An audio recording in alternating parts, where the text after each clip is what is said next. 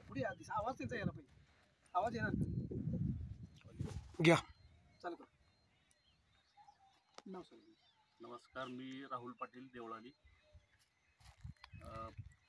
प्रत्येक वर्षी पारंपरिक पद्धतीने आम्ही ऊस पीक घेत असताना आमच्याकडे एवढे असे ॲव्हरेजचे काही एवढंही नव्हतं. मग एक वेळेस आमचे पात्रोडचे जिल्हा परिषद सदस्य संजय काका बोराडे त्यांच्याकडे भेट झाल्यावर त्यांना तात्यांची आम्हाला एक माहिती दिली. काही ऊस तज्ज्ञ आहेत बाळासाहेब पाटील, त्यांच्याशी आम्ही संपर्क साधला, त्यांच्याशी हे केलं.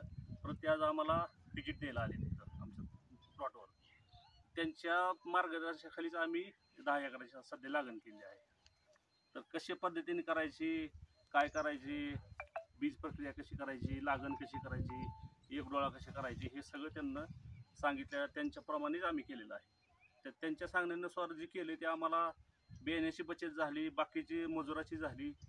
आणि आता तशा पद्धतीने केलं तर एकदम आम्हाला त्याच्यात समाधानकारक असं आम्हाला समोर दिसायला लागलेलं आहे.